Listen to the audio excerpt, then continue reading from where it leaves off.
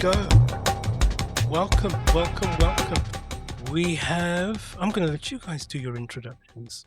Thank you both so much. I've been waiting to do this for quite some time, and the delay is, as usual, exclusively entirely on me. And I've also got a cold, so I'm sounding a little bit more croaky and everything else, so please bear with. Martin, would you like to give a quick intro just to yourself? Okay. All right. So Martin Dowson, I have been working in design, experience design, user-centered design, whatever you want to call that, for 26 years now. Fell into it by accident. I always wanted to be a management consultant because they make lots of money and they know about business and entrepreneurship. So that's what I went to do.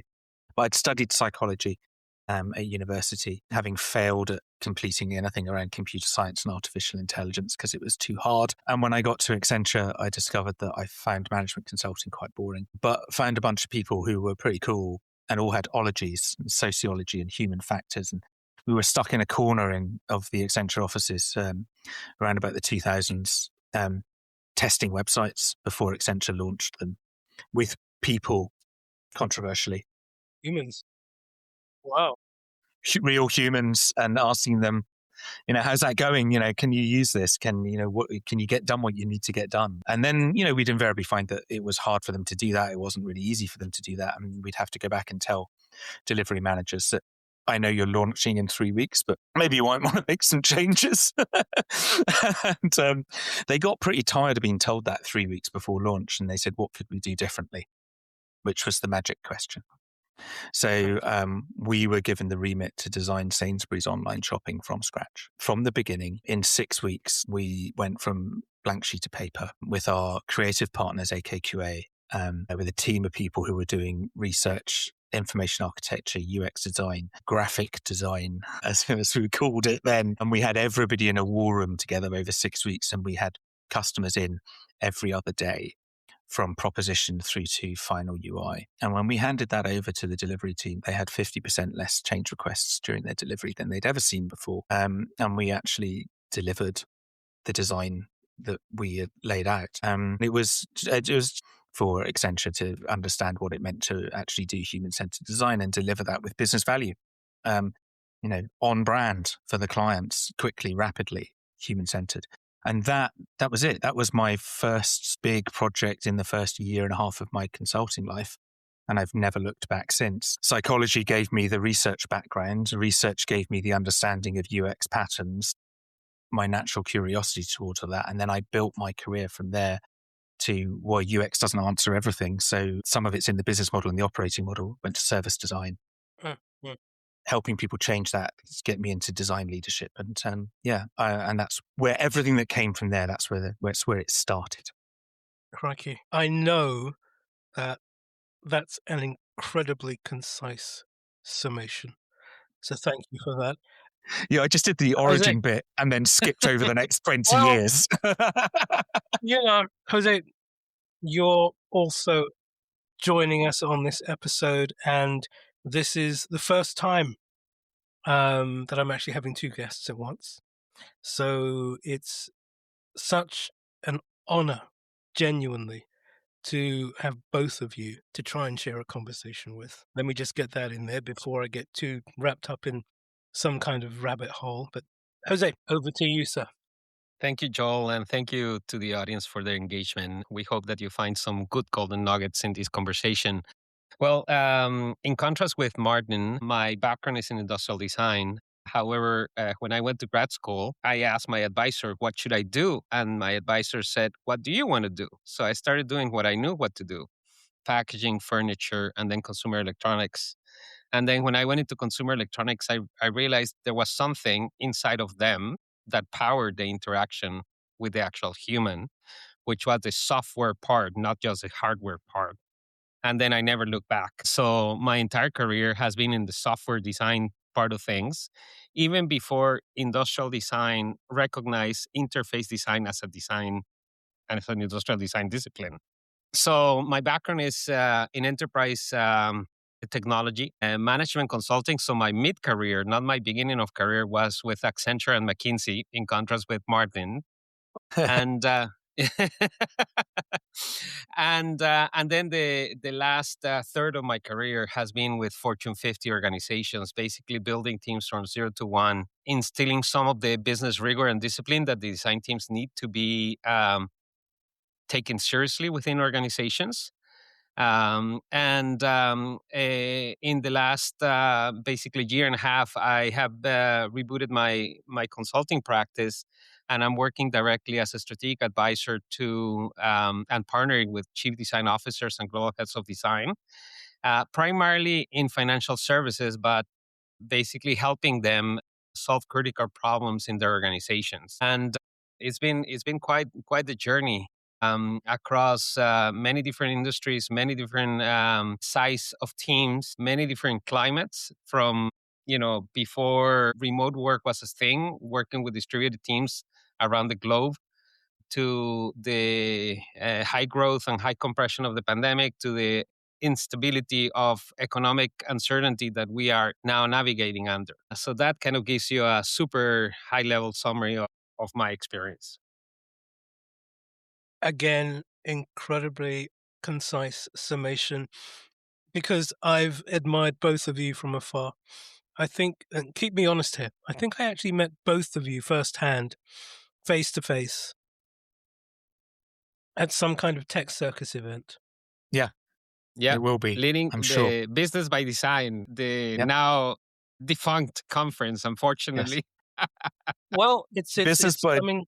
Go ahead. business by Design was was a collaboration between myself and Luke and the team at Tech Circus, and it was a response to everything that Jose has said about that need to grow the business commercial lens of design and understand organization. So it that conference was born out of frustration with design not being able to articulate its impact and value and place within the business, and wanting to help design leaders level up beyond craft leadership and into executive and business leadership. And that was the point of that conference. And I felt so energized and excited to be able to meet with Jose as well. And also when we got the chance to meet at some of the events that happened, Joel, your stories that you were sharing of your leadership were just absolutely spot on. I was so happy with who we managed to bring to those conferences to share their stories. They were really important stories to share. No, I mean, well done, those folks who put those together, because I think those are sadly lacking right now. I've seen recently that, one of them is being resurrected, which is fantastic, which I'm so looking forward to as well. But then let me just try and frame this one a little bit better. I think we've trodden similar paths. We've tried to do the right thing by design, because we understand the value of it, the importance of it, not just from nurturing practitioner communities, but also understanding that business, commercial realities are impacted by what we do for a living. And we've been popular. We've been the cool kids, right? Lots of megacorps, etc., investing a lot of money, putting a lot of focus on what we call design. And now we're in a situation where it's, I wouldn't say come full circle, but it's another set of challenges. We deal with challenges. That's our bread and butter. Every single day is, okay, here's a challenge. Here's a challenge. So, Jose, what do you feel right now? What would you suggest are the 3 biggest challenges that design? That's a huge question. So forgive me for that, right? Straight out of the gate. But 3 biggest challenges from your perspective that the whole community of design is facing right now. Well, I think one of the biggest ones deals with relevance? How do we maintain our discipline relevant to what the business strategy and objectives are? And unfortunately, I've been thinking a lot about these from like the phoenix fable perspective. We rise from the ashes, as you mentioned, we're the cool kids in the block, and then the circumstances pull us down and burn again. And now we see in 2025, Samsung naming Mauro Porcini chief design officer for the first time. Revolut also choosing their first chief design officer. Itaú, a couple of years ago, picked also another amazing design leader, Fabricio Doré. Banco Santander in Spain, choosing Rob Brown as their chief design officer, well, actually chief experience officer with a little bit of bigger remit than just design, but more about customer experience perspective. So more than a full circle is like a pendulum. The pendulum goes back and forth. And how do we maintain balance? And I would argue, keep away our own personal fears to ensure that we elevate our groups, our teams, and thinking about a positive leadership perspective. How do we surround ourselves with leaders that are going to make us better? We're not the people who have all the answers, but we have to surround us with people who have different perspectives and will help us, will teach us Love that. things Love that. to maintain the relevance of our teams. And I think the perennial question is like, it used to be, should designers code? And now it's like, should designers AI? Kind of a perspective. It's like, we have to have some level of technology and AI fluency to be able to have informed conversations about a strategy and places where it makes sense to inject AI into the products and services that we're building. It's not just build them and they will come. It's like, what should we build and then build that with that perspective, as Martin jokingly mentioned, let's test it with the users before we actually build it, so we can determine whether it's relevant or not. What a That or novel just concept! And now we're talking about, since we're talking about people, they're talking also about the it's not artificial personas. It's oh my goodness, the term is escaping my mind right now. Synthetic humans? Synthetic Synthetic personas, humans. exactly. Yeah. Synthetic personas. So it's like we're asking a machine whether the product that we're building with the machine is relevant for actual humans. So anyway, I think those are some of the challenges that we have to face straight on, and have some conviction of where we should push our organizations on. And then the last thing is, whether we like it or not, we have to pick our battles. We should not fight every single battle, because then we're going to deplete ourselves and our teams to a point where we will be exhausted. So think about what are the battles that are more meaningful, both for yourself, for your team, and for your organization. And then other things that you should just simply let go, even if you don't agree with. But make sure that you put your energy and your perspective on those things that are the most value and most important to you and your organization. I Nice. mean, that's huge already. I'm thinking, right, we need like maybe half a dozen podcasts to explore them properly, but don't worry, we're not going to do that. There's a lot of parallels there, particularly, I think, for the synthetic persona, right? Because once upon a time, and not that long ago, I would be in projects, even as a jobbing consultant, let alone somebody who's looking after people. Yeah, what do the devs think? And so it was a technical reflection that the business was looking toward, not a human or end user reflection that the business was looking to. But anyway, more of that later. Martin, same to you, sir. Yeah. So, so I would echo a lot of what Jose said. One of the perennial challenges for design as a community of people with that craft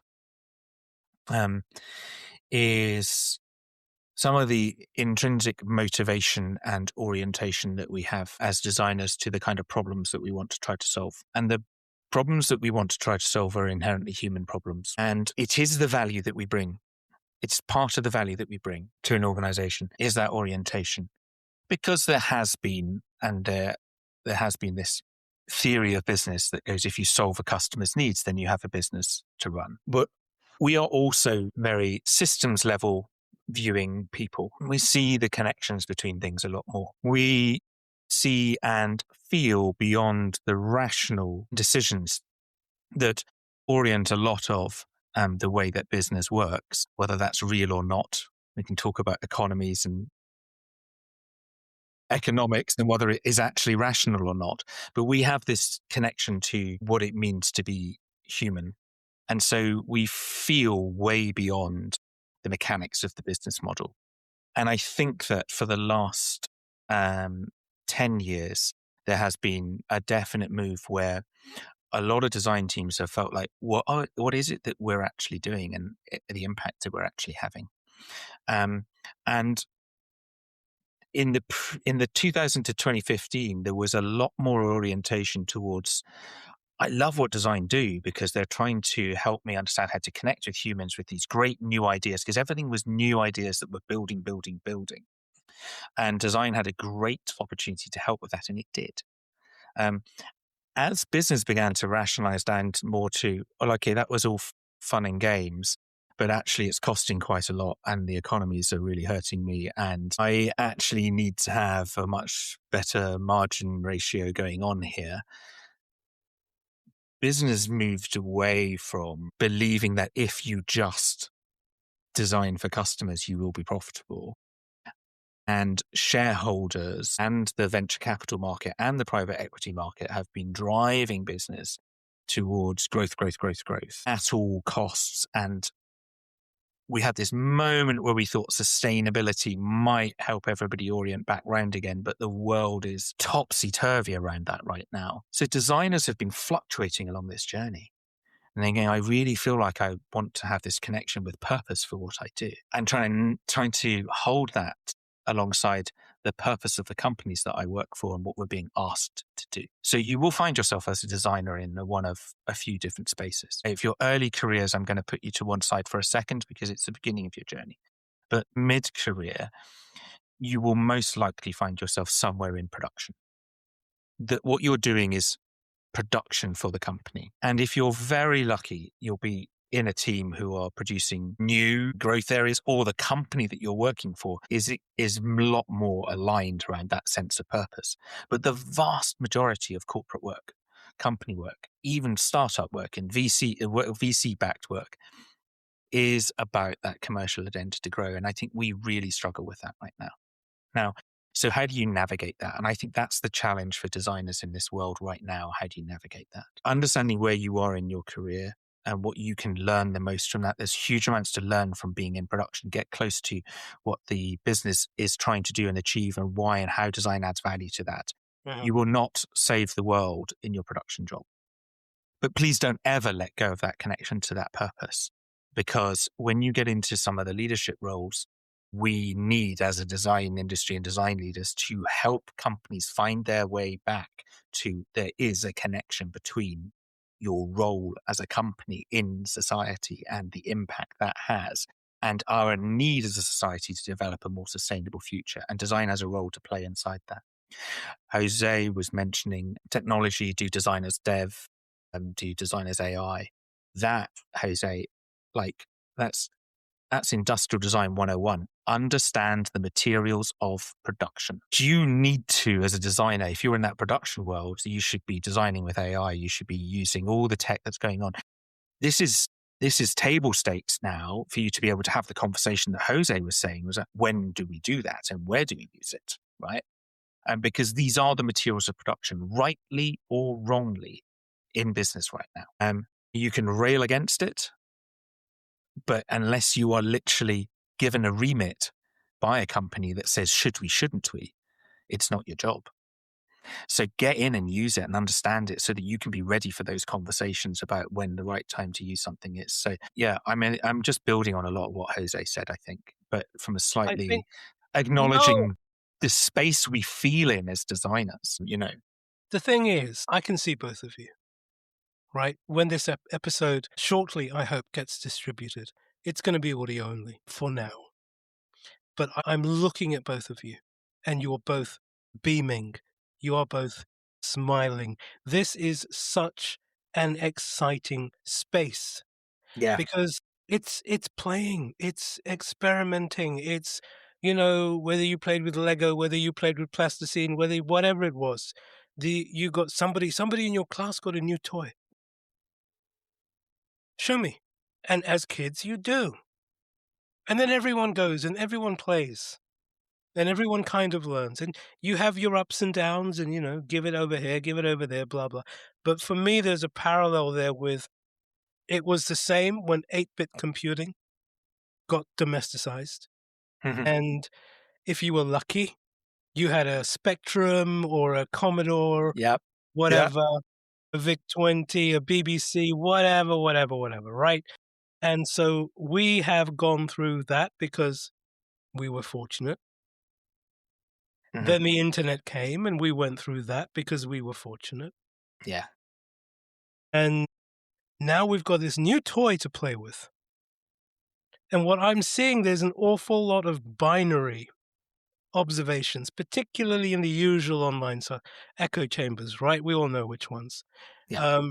And it's either AI is going to eat you or AI is Yeah. going to be your next best friend. But I'm not seeing, and maybe I'm looking in the wrong places, which is hugely probable. But conversations like this, which are more positive, which are more nurturing, which are more about just go and play, engage, find out what this new toy does. What are its limits? Can we break it? Yeah. Right? Yeah. That I think is missing a lot.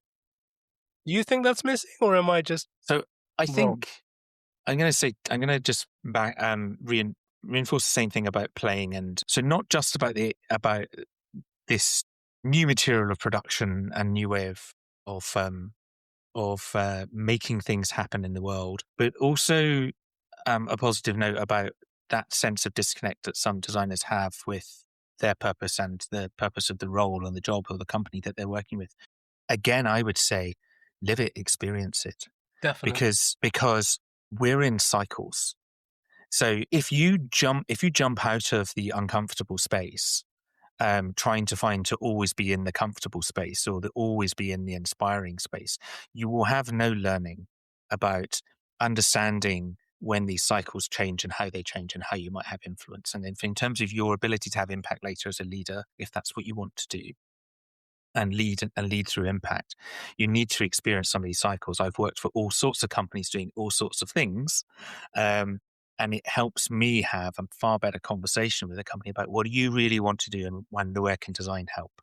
Then there is the materials of production conversation about you must experiment with all of that and understand that, because it keeps you relevant and thinking. And so one of the examples that I have for designers is like, if depending what the challenge is, depends what the materials of production are. So sometimes the materials of production are people and processes and policies, right? Because you're designing organizations and ways of working and things like that. There's all sorts of levels of design. So I think that's always my thing, is like, whatever you see as new materials of production or materials of production that you haven't used before, go play and experiment with them, because your design skills are really transferable and your design mindset is really transferable to how does that work? Oh, that's interesting. What happens if we do this? Or what if the world was upside down? What if, how would that work then? What we do is we're really we're comfortable with the idea of the nature of change and changing things, and walking through thresholds of change and imagining that in a way that actually some of our stakeholders in business aren't. They want to know for certain, for sure, that this is what will happen next, and that the next 5 steps will result in Y. And that's a really fixed way to see the world, and we're not like that. But you have to keep pushing that muscle by experimenting. Yeah, Well, I think. Oh, go ahead. no. I was just taking that in. Please Yeah, continue.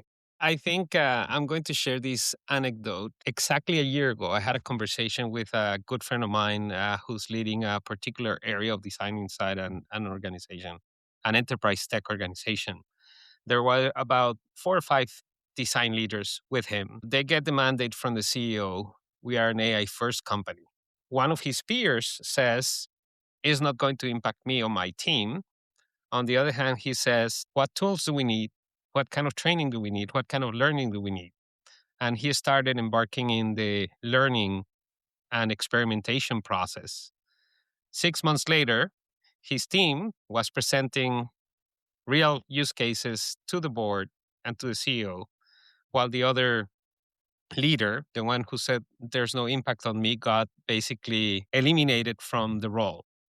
So we have two clear choices. It's almost like the blue pill or the red pill. We can choose and choose to see what's ahead and learn, or we can resist and become irrelevant. Going back to my first point, the relevance of our roles and the relevance of our practice.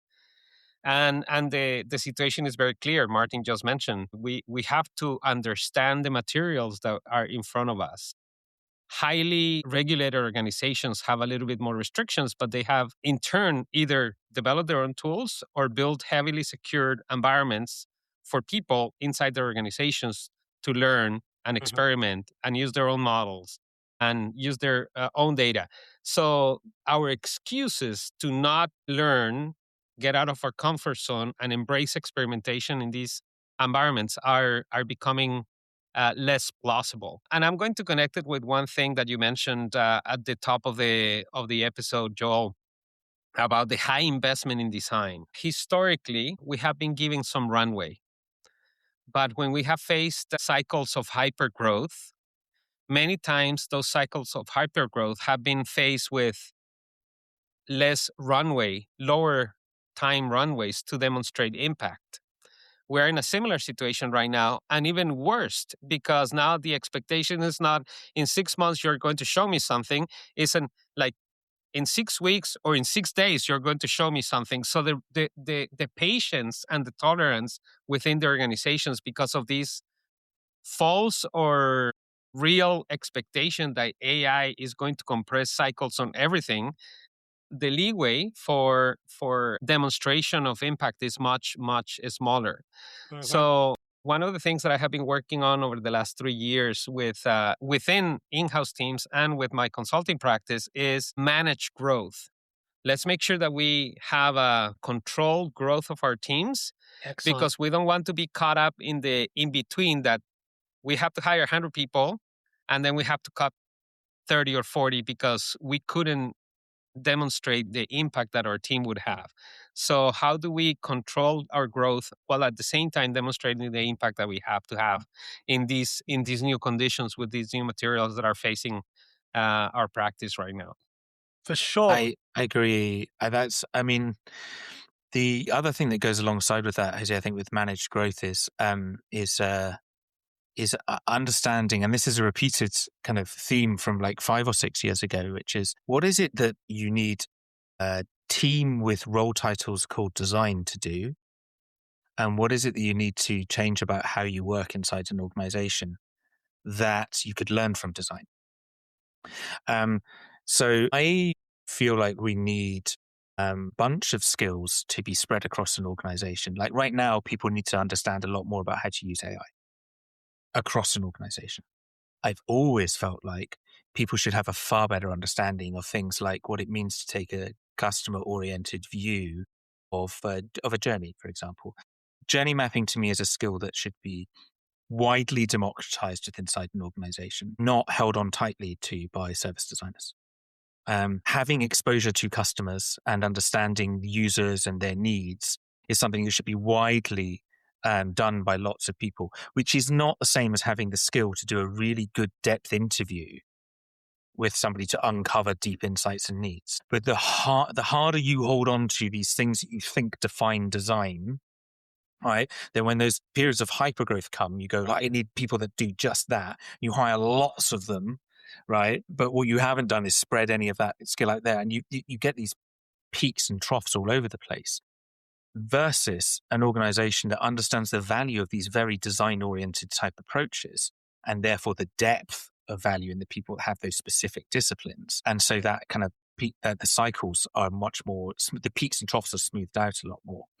And I think there's something in that as well. So right now, I feel like at a leadership level and also at a middling level, there just isn't enough spread out of the different types of skills within an organization. So was what kind of popped up for me as you talked about managed growth is just design's role needs to not hang on too tightly to its own specific definition of it, and think about how it can share its mindset and approach. One of the interesting things I've been talking to a lot of people who I mentor within design is what they might do that doesn't involve design in their title next. So some of the CPOs who've engaged me over the last couple of years to come and help them with their teams were designers and then became chief product officers. Yep. Awesome combination there. And I find that like super interesting. And there are examples of that in the past. I mean, IBM's chief design officer, Phil Gilbert, is a technology person, not a designer, and had a massive impact because of the appreciation of design, but then the other skills he brought in. So there's all sorts of, that's an interesting set of conversations having with people is how do you take your design skills outside of the job title called design and have impact inside an organization? And I'm seeing designers do that at all levels of career right now, and it's a very interesting move to make.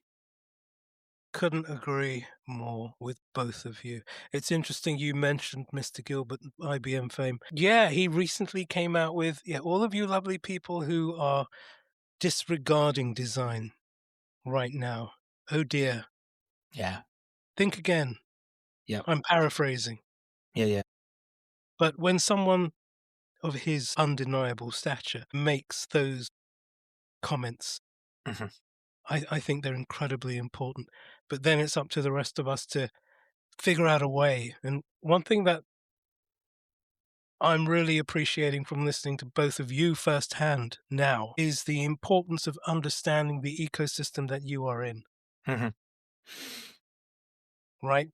Yeah. Because you can't go to the village or to the city and, start selling stuff without understanding how that village or city functions, how it operates. Otherwise, you're on a very, very quick journey to finding somewhere else, right? Which is kind of, I think, a nice segue to one thing I know, Jose, that you are particularly focusing, that's from my perspective, right? Forgive me if I'm marginalizing your breadth here. It's not my intention. Design ops, right? And I think to institutionalize a design ops framework, my limited experience of it, I mean, okay, so I did that at Shell eventually, and it Mm-hmm. was brilliant. It was fantastic. But it was so hard right at the beginning for a multitude of different reasons. Would you like to share your perspective on, number one, why design ops, and how design ops is actually going to enable, I won't say accelerate, but enable adoption for this wonderful thing called AI beyond large language models? Because we've got this beautiful thing, apparently, called Agentic, which is just on the horizon.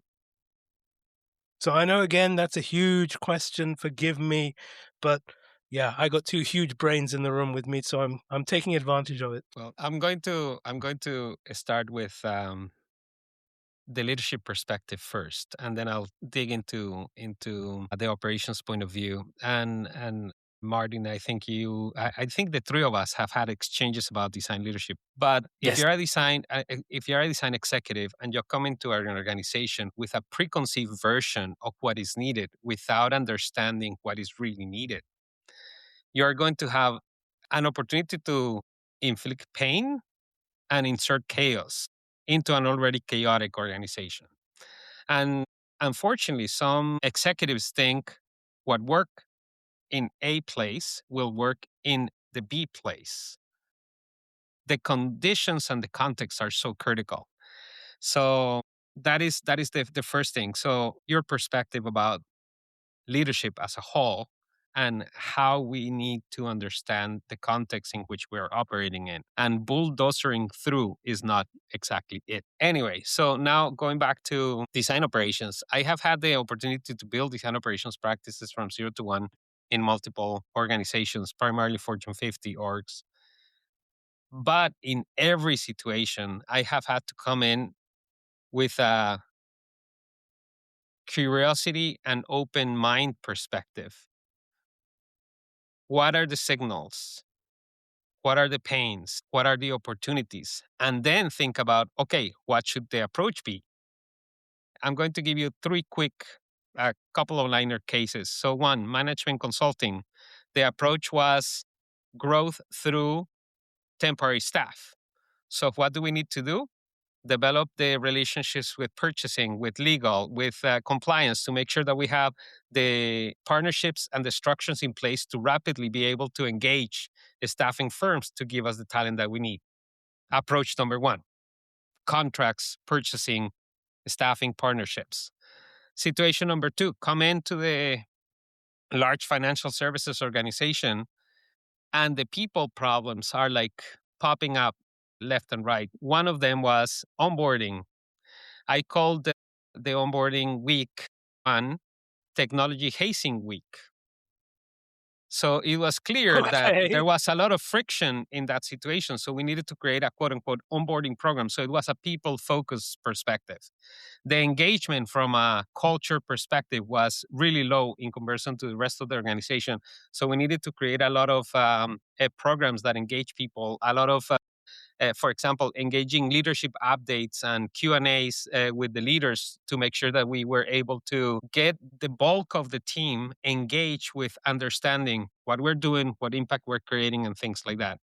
And then the third case, also another Fortune 50 organization, I come in and I ask the question, do we know where designers are? And the way I jokingly said, do you know where your children are? I don't know if you had that ad in the UK where it's 10 p.m. Do you know where your children are? Well, it's 10 a.m. Do we know where our designers are? And the answer is like, well, we kind of know. We have an idea. We have a spreadsheet that may tell us where they are. But Whoops. we, in reality, we didn't know where they are. So you see external relationships and contracts, people operations programs, clear business operations perspectives. And each one of those gave us different value to instilling the rigor and the discipline and the engagement that we needed to create in each of those organizations. So the answer to the question is, where does design operations make sense? It really depends on the conditions on the ground in your particular organization. And as you create the different foundational elements that are needed, then you realize opportunities, for example, on creating what I call the design QBRs, the design quarterly business reviews. If there's no quarterly business review that already happens where you can insert design into it, you have to create the space for you to periodically promote the impact, the achievements, share the headwinds, the tailwinds. What are the challenges? Where do you need the engagement from your product and technology partners to help you with so you can actually push the organization forward? And the last comment about these, if you are not periodically communicating and sharing these with your business partners, when it comes to yearly planning and forecasting, and you extend your hand saying, I need money to hire more designers, they're going to ask you, who are you? What have you done for me? And Yeah. they shouldn't have to ask you those questions. They should know who you are. They should know what your team has done for them. They should be top of mind in terms of one of those critical business partners. And that's basically, in a super summarized way, the value of design ops.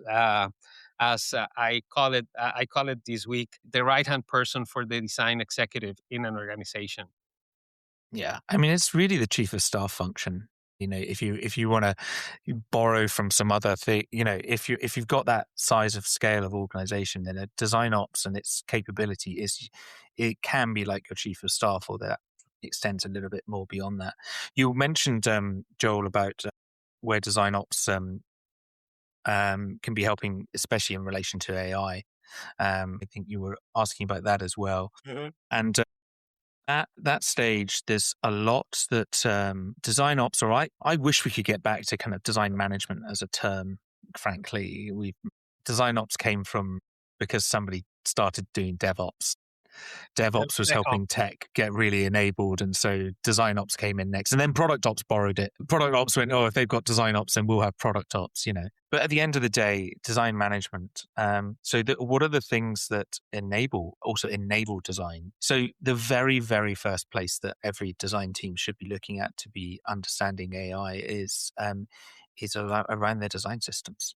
Anything that can automate the process from idea to code in more ways and make that smoother can be great. You talked earlier about the timescales of like when people want things by. I am aware of, I won't say too much, so I'm not divulging like where it's come from, but I'm aware of a design leader who has managed to get their design system connected in both directions to code and to idea through an agentic chain. And to the extent now that he had a conversation with a stakeholder who said, look, new client opportunity. So we really need to like build up a prototype to show them how our thing works in their industry. And I know this kind of normally takes a couple of weeks, but this is the brief. It's this client. This is what they want. I want to show them this functionality, that functionality, but I need to show it in these ways and everything. Took that down and wrote that into a prompt in his agent and sent the prototype to the chat an hour later. Working prototype with URL that you could take to the clients, all branded up, using their design system fully right. And the devs are ready to take that and the code is appropriate to be taken and reused from a front end perspective. That's brilliant. That's absolutely brilliant. I mean, that's how fast it's got. And that was a large scale SaaS platform software. That's not just some small startup type thing. I think the opportunity for ideation, right? And I'm using very broad terms deliberately here because I don't want to get bogged down in naming conventions because we're terrible with naming conventions. I think we demonstrated that on this call already. But that, and I read this, oh my goodness me, probably 15 years ago, some futurist, and they'd drawn a really, really simple flow. And they were talking about this thing called AI. I'm just like, what was this, a typo? Literally, I had no clue.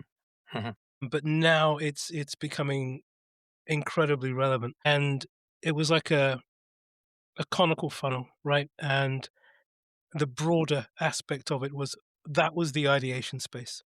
That's the opportunity where you can have beyond large language models, you know, providing the neural networks and the machine learning and everything else is all synced up appropriately, right? But there wasn't anything there for validation. It was all about create these hypotheses, get them built, boom, boom, boom, boom, boom, get them out there. So I'm still kind of thinking, is validation, is that still relevant? Where does validation occur? So that, I guess, Does it occur when a product is live and in the hands of humans? so validation of what though, I guess. So Let's say you a feature or sorry? take a pick, a feature or a product. A feature or product. I mean, I think if you have a fast enough dev cycle, if you have a fast enough delivery cycle, and you are careful that there are no harms in just delivering out. So, you know, we can come to that separately, but there are in regulated industries, you know, you should not be experimenting with live customers if, you know, you've got an A/B test of, you know, is this better or not for the customer? That's a real gray area. I think, the more contact you have with real world use, the faster you're going to get an understanding. Having said that, I think what's a really interesting opportunity about this speed with which we can work now is the time it gives us to think ahead. And I think there is value in design in collaboration with others within the business, genuinely doing look ahead thinking where they are really using all of our the comfort we have with uncertainty and volatility and ambiguity to really kind of push out ideas and concepts and really deeply explore them. Not everything needs to be a feature release, out to a real live users at some kind of scale and then get some quant reason back. Now, our ability to do that on continuous improvement to the product and service that we have right now gives us the freer time to think about where are we going next year, or depending how fast your cycles are, next half of year or next 2 years, and give us more time to do that. So there's a different level of, I think we've lost the art of qualifying, if I can use that instead of validating the bigger bets. Because everybody believes that if I've got an idea, I have to get it out in 6 months and validate it and get it out to market, and either it works or it doesn't work. And I'm just like, not everything. That's continuous improvement. That's not Yes, I'm with you. broader development. I'm with you. Jose, what are your thoughts on that? Yeah, I have many thoughts. Let me start with the answer of the question that I didn't touch on before, which is where does design up fit in the AI picture? Please, I please. think our job in that perspective is to ensure that we can enable our teams, and I'm not just saying design, but design, product, and tech, with the tools and the learning that they need to embrace these new technologies and materials. And that means, in turn, working with compliance, working with purchasing, working with the legal team to make sure that we have inside the organization the technology that we need and that we bring the training. And it's not just for design. You mentioned a while ago, the service blueprints. Those are not just my toys. These are the materials and the elements of the entire organization. So it's not just the AI tools and technology and learning for design, but for the entire cross-functional product team. That's the first part. So how do we enable that to happen within organizations? That is a big investment of time and priority for our roles as operators. And then the perspective on experimentation and validation. Mm, We have had, just in December, I had a few conversations with peers of mine in more specialized on the research side of things. And we were joking about the fact that 10 years ago, research cycle was very typical, 4 to 8 weeks, a research cycle. mhm. Today, the expectations in the organizations are like uh, 24 hours, 48 hours, maybe a week is the longest research cycle that you might be able to have. So, how do we enable that validation cycle or constant learning that we could have with unmoderated research? As an example, we just have it out there and we are collecting data in a more consistent, constant basis. And the learning cycles are much more compressed. And right now, they're being enabled by the fact that we can have, as you described, working prototype within hours. Okay, let's put it in front of people, potential users or proxy users, not synthetic users. And Agreed. what can we learn? And then the other thing is, especially this is more critical in startups or small to medium sized companies, is like a speed to revenue. Because if you don't get to that revenue breakpoint, you're going to go down under. So, how do we enable that to happen? And that is a critical path of, as I mentioned, not just design, but cross functional product team to make sure that we can advance the organization forward. So, validate quickly, learn quickly, get to revenue as quickly as you can to highlight and demonstrate that impact. So, And then the leadership challenge is mm, to going back to that point about what does that speed free you up to do? So if you respond to that challenge and speed everything up, um, is of value in continuous improvement. It is of value in market testing. Will somebody pay money for this? But there is, like, the journey from startup to scale up to legacy is equivalent in a way, I guess, to the scale of challenge between, fix, feature release, re-architecting a journey, totally new proposition delivered, right?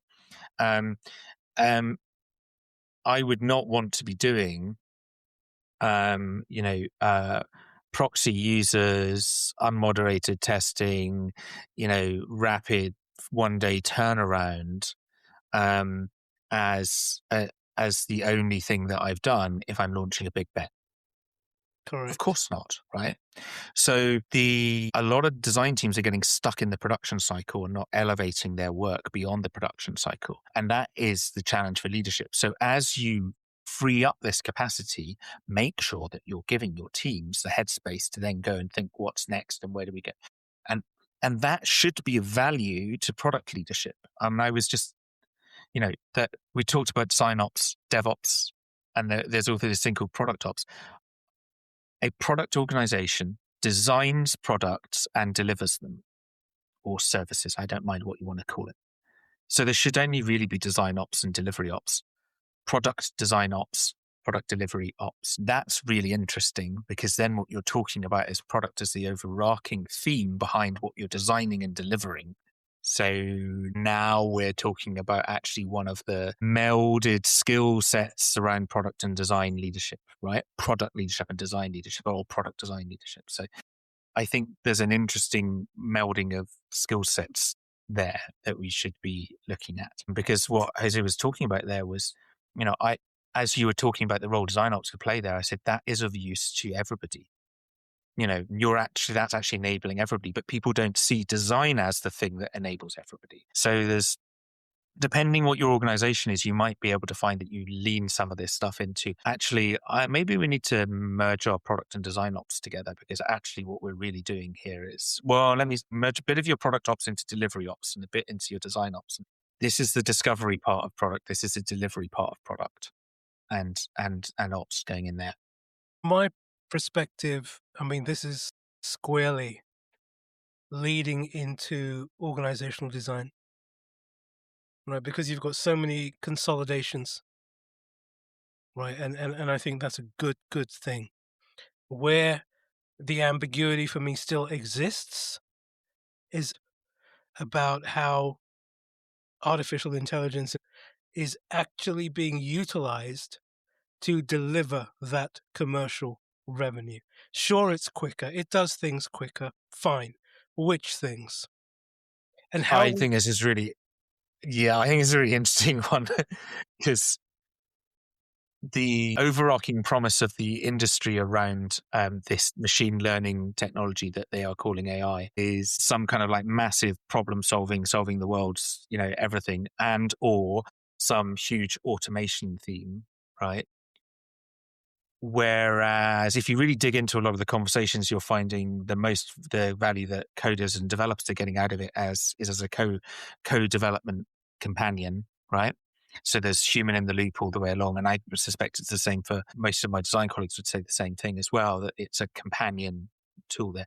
Then everybody else in the world is using it to speed up and automate some of the things that they, the process more driven approaches that they have to things. So I think what GPT has released into the world is a productivity tool at an individual level. I do know CPOs who have got their entire product method in agentic form and can take an idea from a team member, run it through their agentic framework, and come back out and go, yeah, you should probably go after that. Go for it. Right. Because they've had their agent product team like filter it.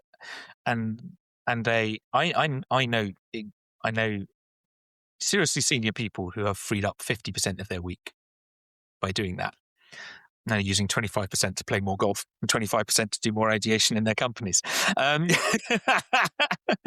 it's true. But I think there's a productivity thing there.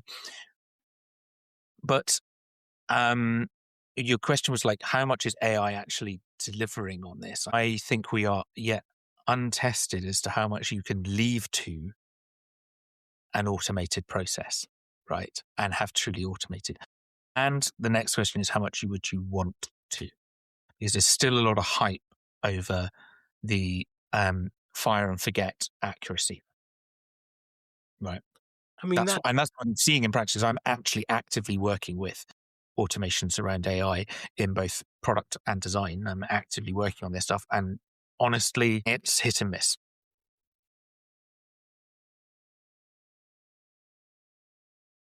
I think the blending of the roles is going to happen. The same cycle or the same pendulum of design specialist versus design generalist. And when I say design, I mean capital D. So yes, encompassing of all the different functions. But I think at the end of the day, the heart of what we're doing right now will be a direct result or strengthening collaborations and partnerships across all of us. It is not us versus them, meaning us versus the silly product manager that doesn't get it, or the technologies that do not implement what we give them.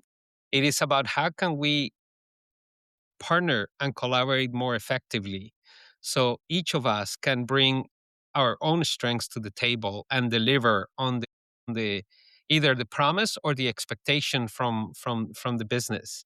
And it is much less about safeguarding our turf rather than inviting people to Hmm. play in our same sandbox, whether it's an AI sandbox or design systems or service design and research. It doesn't matter what the term we use in which we invite others is going to be absolutely critical. The other thing, and I also talk a lot about this over the last few years, is not about building I'm going to do another AI the matrix comparison.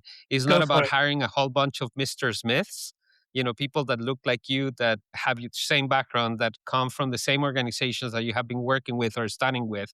It's about bringing people from totally different perspectives, maybe unexpected paths to design or unexpected path to technology to Yeah. enrich the perspective of why, that are more reflective of the reality of the world than anything we could create on our own or create with partners and people that look like us, that have education like us, that have the same background that like us. And just to close this out, I would only say one of my biggest learnings as a design leader, as an executive, have been when I have challenged myself to actually hire people that would challenge me, that would Yeah. teach me things, that would show me different perspectives. And those have become now the leaders in place when I have left organizations. So I think those are the perspectives that we need to be more open to embracing as we continue forging our path, and what is probably more important, forging the path for other people to follow. Yeah. I see. It's like this eternal truth, right? A lot of what you just said there is an eternal truth, but it's so important right now at a point in time where people are feeling like or being told that technology could do instead, or technology could replace or could automate. What I love about what you just said is just how those are things that only human can do. What you just said, those are the human only aspects. And that is the thing we've absolutely got to hang on to as we go through all of this change, for sure. That's a brilliant, brilliant segue, because I wanted to touch on this and I'm just conscious of time as well. Ethics. Back to purpose, I was saying before as well. Absolutely. Absolutely. I'm as yet, but ever hopeful that sooner or later a governance wrapper will arrive, and that will include a very, very strong focus on the efficacy of technology's utilization. Because right now, I don't have visibility of that. And it could be because it's just a little old Joel, or, maybe I'm looking in the wrong places. I'm sure the ethics quotient of this new paradigm is hugely important to both of you, right? Yeah, who wants to take that one first of all? Any volunteers? I'll take it from just a quick perspective. And you mentioned agents. The both of you Mm, have mentioned agentic AI. And the fact that our teams are going to be, in some organizations, composed of human and agents. So I go through the regulatory perspective. The European Union has already put a strong regulation around the fact that if you have agents working in your company, there has to be a human responsible for those agents. You cannot just argue, it was just the machine, it wasn't me. So at least some of the burden, and I say some because it's not a for sure. whole burden perspective, will go into a human and an organization. So I think the fact that we can do it doesn't mean we have to do it. Yes, we can build it, yeah, but doesn't mean you should build it. And we see what's happening right now with AI, taking pictures of women and children and doing some weird stuff in it. That doesn't mean is the fact that it can do it doesn't mean it should do it. So there Mm. has to be a lot of responsibility on our own side as the people using the technology to build these products and these platforms that enable us to do that. What we can do. The one thing that I say, it doesn't matter how good, quote, or successful, probably more, that's probably the better statement. How successful a product is if we have built it on top of shady pathways where we may have not hold our own values to the test in those experiences. So I agree. My 100%. perspective on ethics comes from um, or my thought about ethics in this conversation leads me towards regulations and regulatory bodies and the value that they have. And I think that despite the narrative that comes from Silicon Valley that regulation is a hindrance, and that you Europeans are so far behind in your innovation because you don't have such a free space as us in Silicon Valley. Um, uh, I think is a false flag narrative. And it's a false flag narrative driven by VC and private equity quest for hypergrowth at all costs with no ethics. I'll be that bold and say I don't see ethics in Silicon Valley. I don't see it. I see profit motive only. In fact, not even profit. Well, profit from the deal, not necessarily building profitable companies, but profit from the deal from a VC perspective and from the PE perspective. And I think we must remember that that is the narrative that is driving most of the things that are coming out of that Silicon Valley space. So focus to Europe and the rest of the world, although California has some great privacy laws. But focus to Europe on where regulation is coming in to look after the harms that can come from business, not just from technology, from business, because business has a motive that is not inherently ethical in and of itself. So this is the challenge. Business doesn't have to be ethical unless it's regulated to be ethical. At the moment.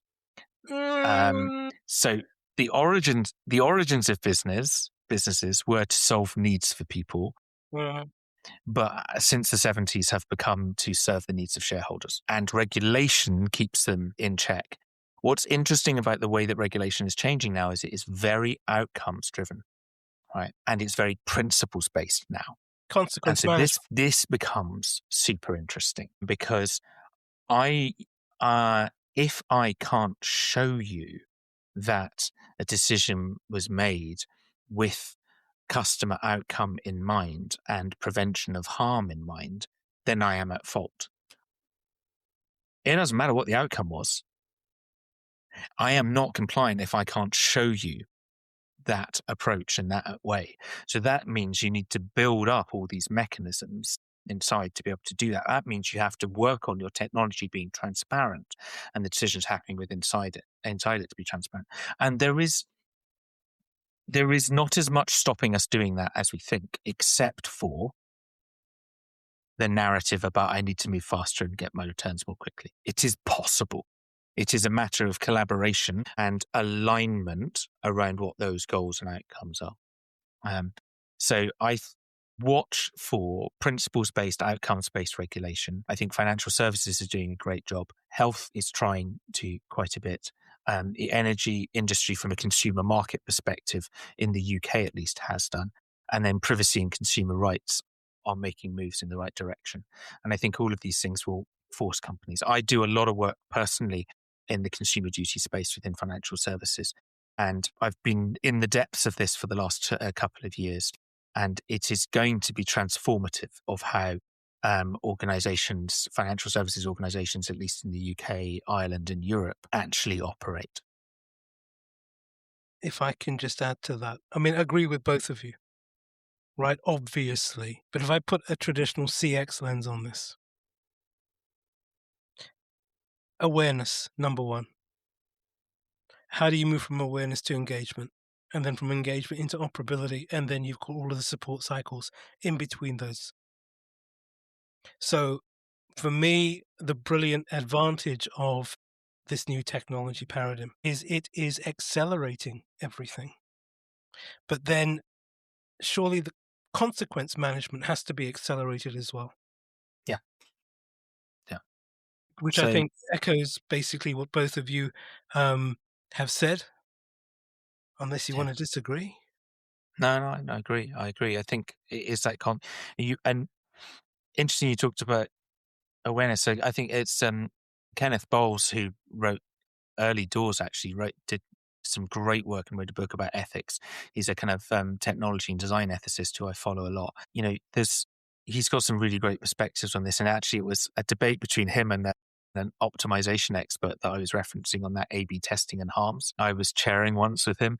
He basically said A/B testing is unethical. Because if you're thinking which one's better or worse, and you know one is worse, and you're putting something worse out into the world, so how do you deal with that from an ethics perspective? And the optimization person said, but we're trying to optimize for what the best outcome is. I said, yeah, but in the meantime, you're harming people. And if I was in a medical profession and I Right. had a pill that made you worse and a pill that made you better, I wouldn't be allowed to put the pill that made you worse out there as the test. So, how far do your ethics go? So awareness that there might be a harm is a really interesting first step. Once you're aware, if you then decide to still do something, then you're really in dodgy ground. I think what a lot of companies are doing right now is feigning lack of awareness or not going far enough to be aware. Because once they were aware, it's a really hard decision. There's a lot of information out there that should, right? I don't think we're that far away from this consolidated collective of disparate disciplines, Mhm. product, design, technology, broad, I know, reaching a point where they just have to get decisions and they have to stick to those decisions. And I think AI will accelerate that. And then we get into the realms of consequence management. But look, we're Mm. getting close to Mm. the time that I've put in here, and it would be incredibly remiss of me, first of all, not, and I mean this so sincerely, because both of you guys, I've admired you from afar for such a long time. Thank you so much for coming and joining and having this conversation. But Jose, is there anything you'd like to shout about? Anything you like? What you're doing, where you're heading, what's important to you right now, where you'd like your audience, your fan club, let's put it that way. What does everyone need to know about what's important to you right now? And what you Well, I think one thing that has been in the back of my mind is that as our different paths have taken us to the levels of executive leadership where we are right now, or where we have been navigating in, we have a responsibility to create the conditions for the next generation of designers to thrive in our industry, even with the challenging conditions of economic uncertainty and technology pressures. If we don't create opportunities for new designers to gain the skills and the experience, we're going to harm and create a huge gap in terms of the next generation of senior designers and design leaders for the years to come. That is something that I have been very passionate about for basically the last decade and a half, in terms of every opportunity I get. And if there's a gap in terms of internship programs, apprenticeship programs, I lobby very hard in the organizations that I have been a part of. Mm, And I think that is something that we, especially now, since we're just talking about AI and its capabilities, is like the human capability is not going to be replaced, and the next generation of leaders are not going to be created by themselves. We have to create those opportunities for them, and superb. that I'm very passionate about. Very, very, very well said. Thank you. Thank you. Martin. Awesome. Martin, you. Love what Jose said. Big passion of mine. I'm going to go to the other end of the spectrum, and I'm going to say that if you are an executive out there and you're looking ahead and you're going, I, I imagine most of them are going, I don't know what a year, 2 year ahead is going to look like. I'm under intense pressure to deliver this quarter. My thing that I want to help people shift and understand is twofold. One is that design has a production and a strategic value to add. And your production value, yes, will be in that quarter.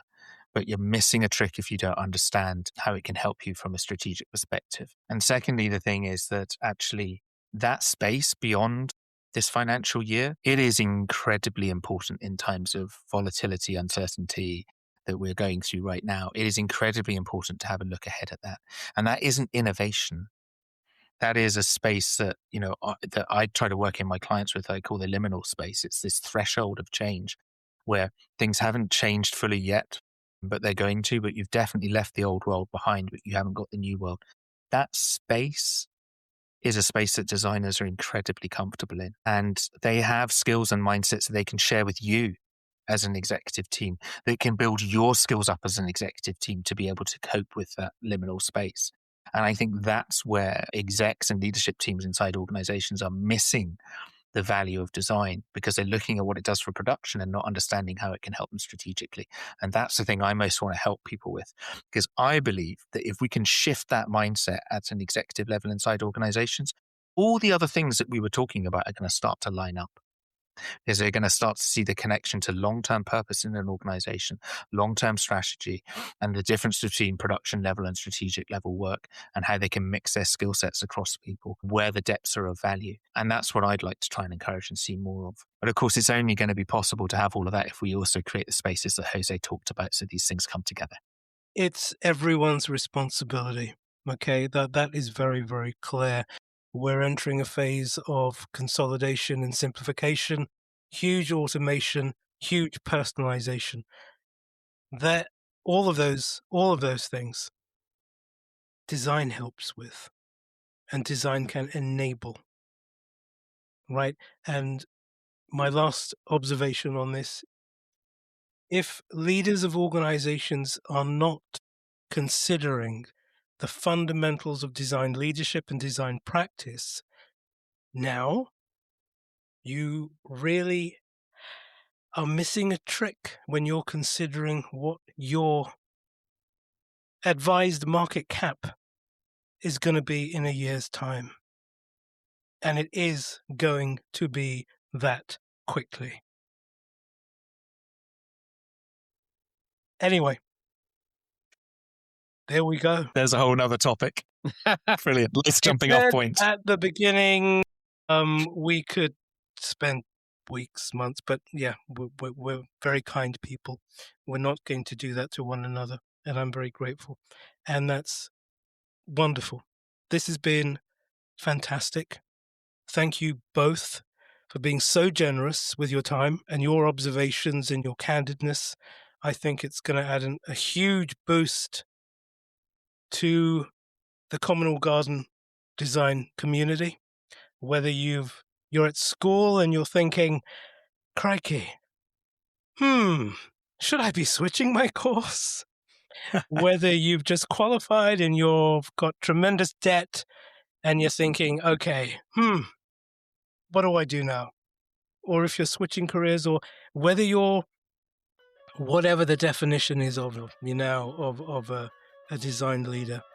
And I think we're all in agreement. We all have so much value that we can contribute to. And from that, I think that's just super cool. Exciting times. Definitely exciting times, and we need to embrace them. Indeed.